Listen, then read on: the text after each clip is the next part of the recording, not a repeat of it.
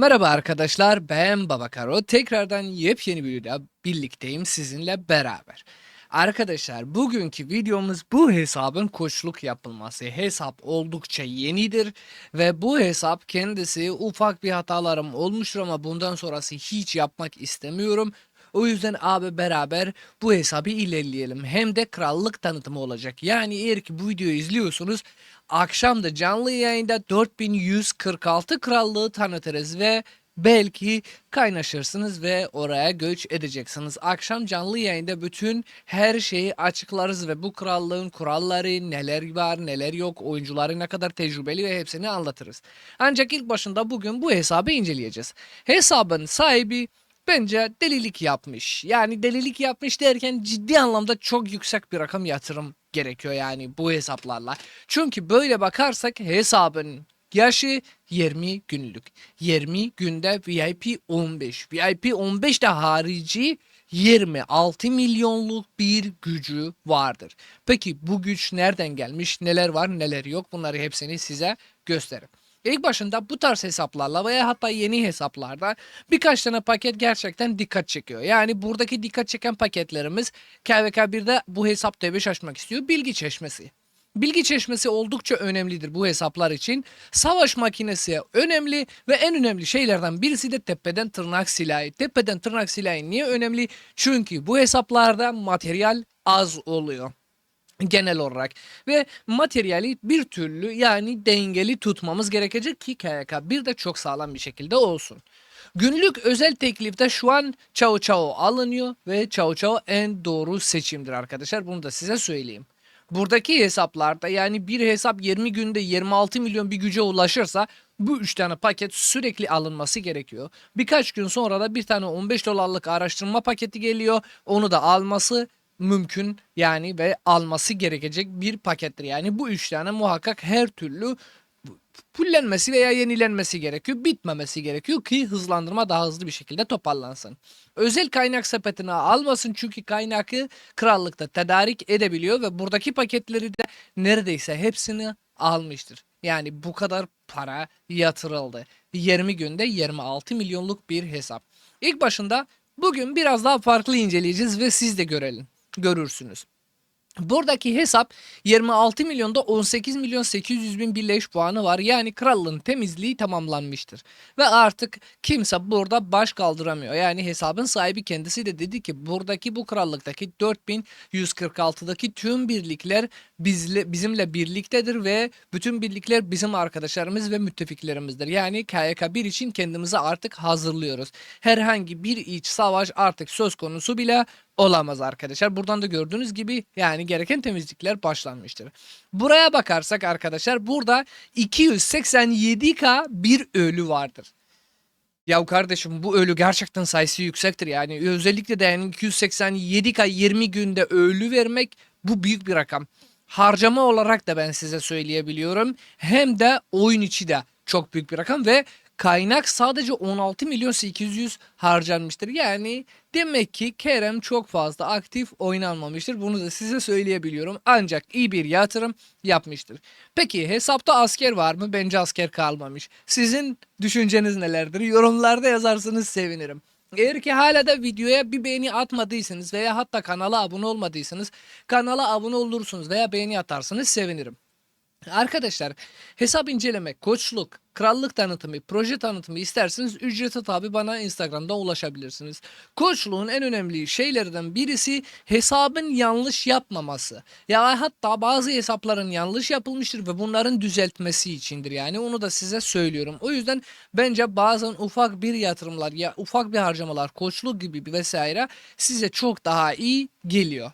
Hesabın askerlerini ve kıta ayrıntılarını bakalım. Kıta ayrıntıları bakarsak buradaki 600k süvari T4 var burada 35k piyade vardır 27k'da okçumuz vardır ve buradaki gördüğünüz gibi askerlerimiz geri kalanı ufaktan kalmıştır. Bunların hepsini yavaş yavaş T4'e çevireceğiz ki burası daha güzel ve temiz dursun. Hesap oldukça iyidir. Yani şu ana kadar abi o kadar para harcamış daha güzel yerlere gelebiliyor muydu? Gelebiliyordu. Ancak iç savaş varken krallığı için elinden geleni yapmıştır. VIP 15 olmuştur ve Hisar'ı da 25 seviye yapmıştır. Hisar'la birlikte burada birlik merkezi de 25 seviye, gayet iyi. Belediye binası da zaten 25 seviye. Buraya geçersek yani artık hesap T5'e açmaya hazırdır. Herhangi bir şey kalmamıştır. Çünkü her şey 25 seviyede ve sadece teknoloji yapması gerekiyor. O yüzden buradaki savaş makinesi, tepeden tırnak silahı ve bilgi çeşme paketi en önemli paketlerden birisi bu hesap için. Akademi kısmına bakarsak, akademi kısmında bu arada mühendislik ve matematik ikisi de 10 olmuştur ve buralarda böyle yavaş yavaş gidiliyor. Ancak buradaki teknolojiye bakarsak, buradaki askeri teknolojiden çok ufak bir şekilde diğer kısımlarını birçoğunu böyle 3'ten 2'den 4'ten bırakmıştır. Sadece T4'ü süvari için almıştır ve levha hazır ve üzengiyi de 10-10 yapılmıştır. Buradan da gördüğünüz gibi bitkisel tedavi, savunma dizilimi ve dövüş taktikleri 7, 8 ve 8 duruyor. Artık yavaş yavaş bunları tamamen toparlayacağız ve hesap T5'e girecek. Buradan da müşteri birlik bir seviyede. Yani hesap çok hızlı bir şekilde bir KVK 1'e kadar çok rahat bir şekilde hem T5 olacak hem de asker sayısı fazladır. Peki burada benim abi askeri yeterdir, savaş makinesi veya hatta ataların çağrısı yani diğer bir paketi ki daha sağlamdır. Bunlara gerek yok diyebilirsiniz arkadaşlar. Ancak şu an T4 üretmiştir. Ve T5 açtığında T5'te üretmesi gerekiyor. Her ne kadar da hızlandırma daha az isterse yine de bayağı hızlandırma gidecek. O yüzden bunları da yapılması çok daha mantıklı oluyor. Teknoloji şu an daha bir düşük bir halde değildir. Çok da iyi bir halde değildir ama daha düzgün bir hale getireceğiz. Hesapta bunları da ilerideki dakikalar ve ilerideki günlerimizde çok daha sağlam bir hale getiriyoruz. Burada müşteri birlik, sığıya bölge, orduga, buradaki bu 3 tane haritacılık, buradaki kamuflaj, bunlar hepsini 5-5, 10-10-10 olacak ve yavaş yavaş artık T5'e kendimizi çok hızlı bir şekilde hazırlayacağız. 62 kada cevher buradan duruyor. Hesapta direkt VIP kısmına bakarsak VIP dükkanında buradaki gelen hızlandırmalar vesaire alınmıştır. Buradaki altın anahtarlar alınmamış ki doğrudur. Hızlandırmalar tamamen doğru. Burada gözümüze çarpan bazı şeyler vardır. Mesela burada biz bu hesapta süvari oynuyoruz ve daha yavaş yavaş ekipman yapmamız gerekiyor. Yani ekipman yapması için aslında bu materyaller bize çok önemlidir ve bu materyalleri almamız gerekiyor arkadaşlar. Bu hesap farklıdır. Şimdi herkese aynı şeyi demiyoruz. Yani bir reçeteyi bütün hesaplara, ROK'un bütün hesaplarına veremiyoruz. Sadece bu hesapta harcamanın bir limiti yok yani diye dendi bana ve ben de ona göre yapıyorum. Süvari ekipmanları yapmak istiyorsak buradaki rastgele süvari taslak kısmını da tabii ki almamız şarttır. Çünkü bu da bizim için çok önemli oluyor arkadaşlar. Bunu da size söylemek istiyorum. Geri kalan paketleri de yavaş yavaş zamanla yaptıracağız. 62K cevher yani şu ana kadar bu hesapta çok fazla da bir yanlış yoktur aslında. Olduysa da şu ana kadar hepsini teker teker kapanmıştır. Bunu da sana çok rahat bir şekilde size yani söyleyebilirim arkadaşlar. Yani teknolojide herhangi bir problem yok. Hesabın içinde neler var? İşte çantaya bakmadan önce eğer ki hala videoya beğeni atmadıysanız birer tane beğeni atarsınız. Valla sevinirim. Abone olmadıysanız kanala da abone olabilirsiniz. Ve koçluk veya hatta hesap inceleme, krallık tanıtımı vesaire yapmak istersiniz.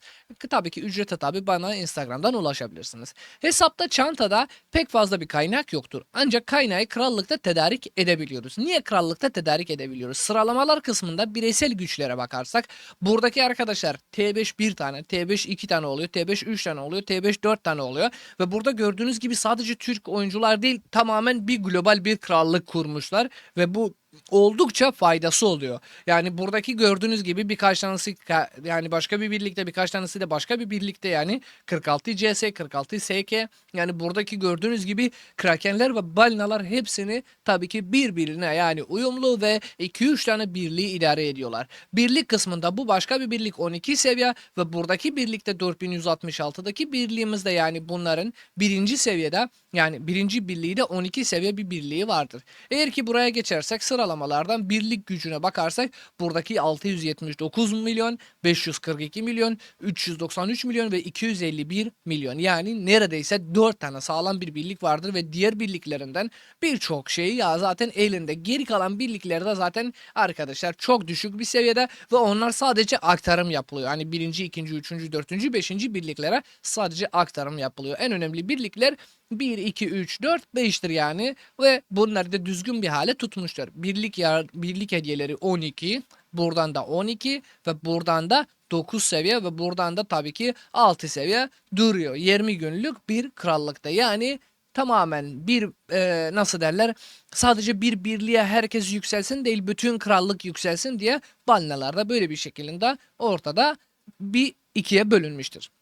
Hızlandırma kısmına bakarsak, buradaki hızlandırmalarımıza bakarsak, burada bir gün sadece hızlandırmamız var genel. İyileştirme 9 günümüz var. Eğitim 3 günümüz var. 2 saat araştırma ve inşaada 8 saat. Artık yavaş yavaş zaten inşa ile bir işi kalmamıştır. O yüzden inşa bir şey yaramıyor.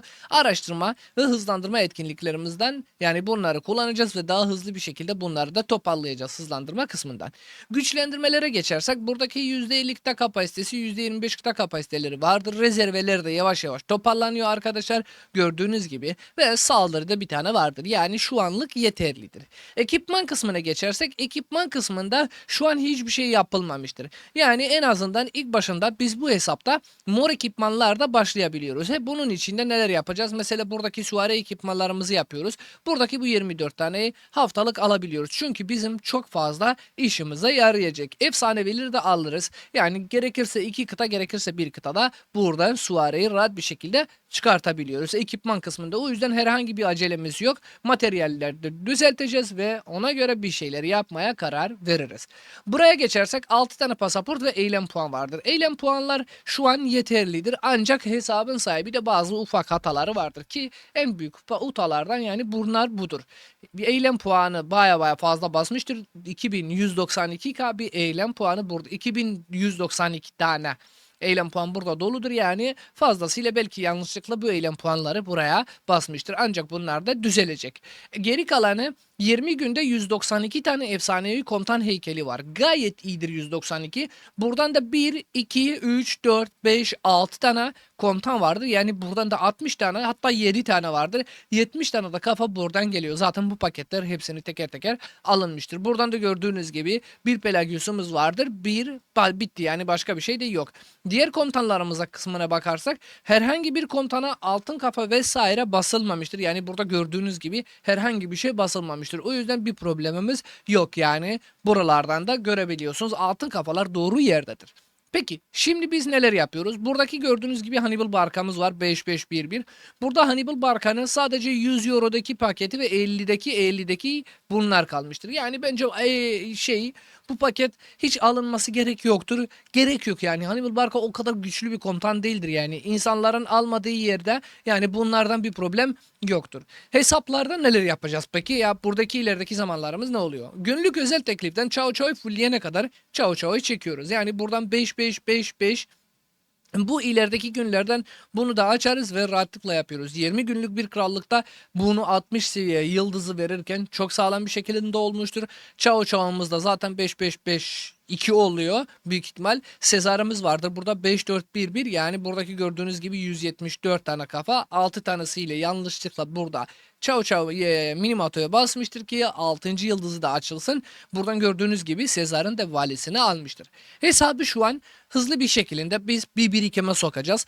Daha aktif bir hale oynayacağız. Daha aktif bir hale oynamamız, yani bir Kraken'in çok fazla zamanı olmadığı, ya insanlar iş insanı oluyor ya da gerçekten iş yerleri vardır. Yani bunlarla ilgili bir problemler olabilir. Ancak hesapları daha düzgün bir hale de getiriyoruz tabii ki. Bunu da özelde ücreti tabii biz Instagram'da bana ulaşabilirsiniz ve söylüyorum. Hesap çok sağlam bir hale gelmiş. Yani şu an bundan sonradaki çok daha sağlam bir hale getireceğiz ve KK1'de bence bir canavara döndürebiliyoruz. Şimdi benim size sorduğum soru: bu hesaptan ne kadar bir yatırım var? Yorumlarda yazarsınız. Ben bir kişiye rastgele ufak bir çekiliş veririm. Yani bir hediye kartı vereceğim arkadaşlar. Bakalım doğru olan net rakamı söylerse ben size bu konuda bir hediye veriyorum. Ufak bir hediyedir. Sadece etkileşimimiz daha fazla olsun. O yüzden bunu size söylüyorum. Yine de akşam 4146 krallığını biz tanıtırız arkadaşlar. Canlı yayında olacağız ve bu krallıkta neler var, planları nelerdir, KK1 için neler yapması gerekiyor, yani neler yapacaklar, hepsini canlı yayında gösteririz. O yüzden beğeni atmayı ve abone olmayı unutmayın. Hangi krallıkta da izliyorsunuz yorumlarda yazabilirsiniz. İzlediğiniz için teşekkür ederim. Kendinize iyi bakın. Görüşmek üzere. Hoşçakalın. Bay bay.